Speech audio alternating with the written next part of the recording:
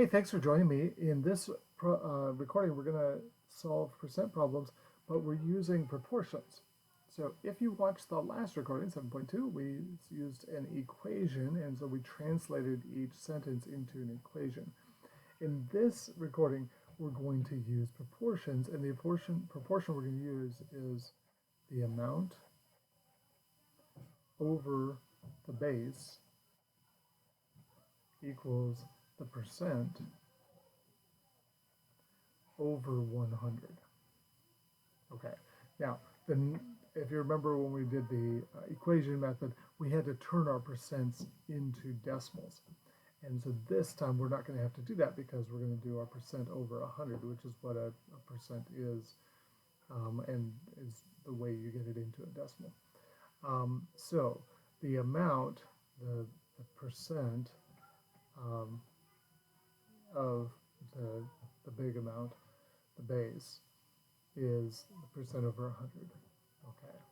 So what number is 25% of 55? So let's set this up. We'll set up our ratio here. So 25%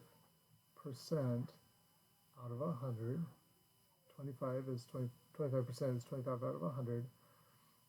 What number is 25% out of 100 in relation to 55? So what number has the same relationship as 25 to 100? So what number has the same relationship to 55 that 25 has to 100? And then this is so the of is the base number, 25% of, so it's the times, so we multiply the percent times the base to get the amount. And that's the clue here. Okay, so there it is. We set up a proportion, and then we're just going to cross multiply. Hopefully at this point you recognize that in proportions we could cross multiply and we get 100x equals 25 times 55, but then we're going to divide by 100, and x equals 25 times 55 divided by 100. Okay. So I like to do this thing, if x is in the numerator, if x is on top, then I just take that denominator and just multiply it by the numerator on the other side, and I keep the other denominator in place. Okay, so I don't have to cross multiply kind of religiously here. Okay, we're going to use the calculator a lot today. 25 times 55 divided by 100 is 13.75. So x equals 13.75. All right, let's set the next one up. 0.5 is 20% of what number? Okay, so 20 out of 100, that's the 20%, is equal to 0.5 is, the clue is the is there, 0.5, the is goes on top, 0.5 is of goes on the bottom of the base of what number? So that's going to be our x. Now here, we can't do that trick where we just move one number over because we're going to have to cross multiply, so we're going to get 20x equals 0.5 times 100. That's actually pretty easy, right? It's 50. And we'll divide by 20, so x equals, this is 50 divided by 20, which is 5 halves, which is 2.5. Okay, we could have done it on the calculator, but it was so easy we didn't need to. Okay, 72% of 63 is what number? 72% is 72 out of 100, and that's equal to something out of 63, of 63. So of means it's the denominator, it's the base amount, 63. So x out of 63 This leads to x equals 63 times 72 divided by 100. We'll pull up the calculator for this one. 63 times 72 divided by 100. And we get 45.36.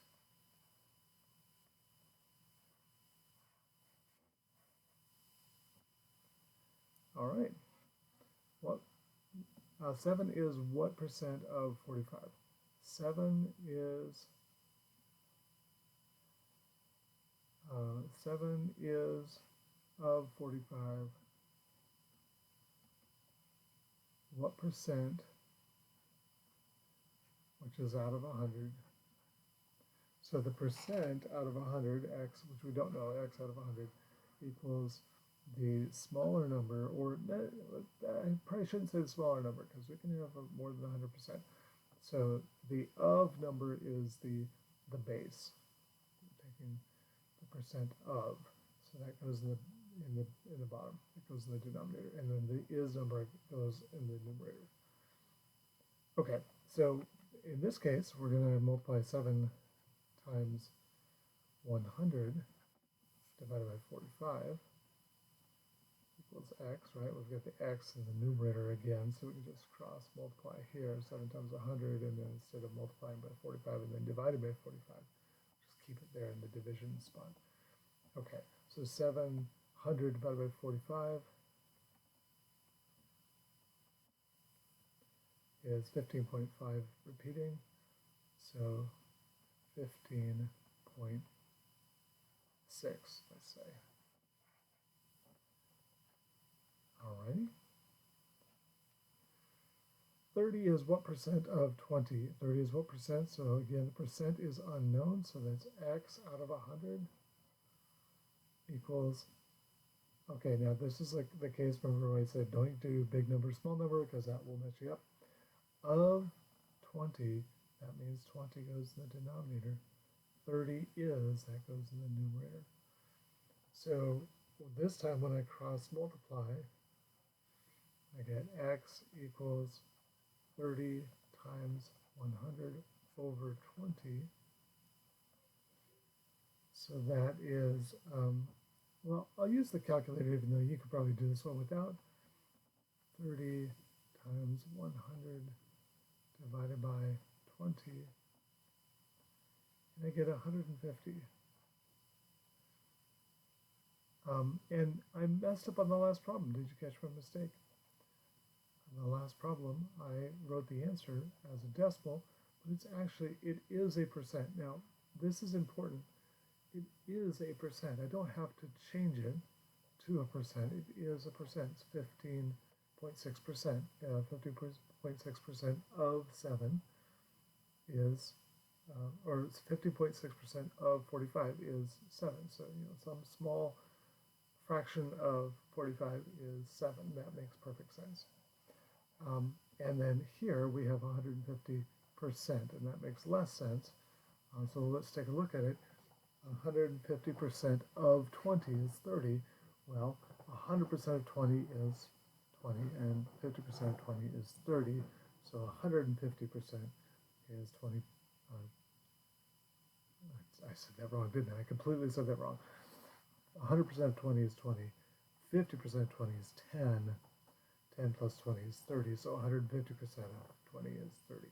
So again, this works, and this method, notice, gives us the percent because we're putting the 100 in there. That's implicit in percent. So when I say 150%, I mean 150 out of 100. And so when I put that 100 in explicitly into my equation, I no longer need to change from decimals to percents because I'm already in percent form. Okay, so 7.2 is 6.25% of what number? Let's see if this one, if you remember last time I messed up completely on this one. So I'm going to write 6.25. Its percent is 6.25 out of 100 equals 7.2 is, that's the 7.2 out of the of what? That's the x, that's going to be our unknown. So we'll cross multiply. 6¼ times x equals 7.2 times 100. Now multiplying by 100, I just move the decimal place over twice, so I get 720 equals 6¼ times x. So I'm going to divide by 6¼ We had this discussion last time. Is it better to leave that as a decimal, a fraction, or to change it to a decimal? And I think 6.25 is better. A little bit easier on the calculator. You can do this in terms of fractions, and maybe we'll do that next.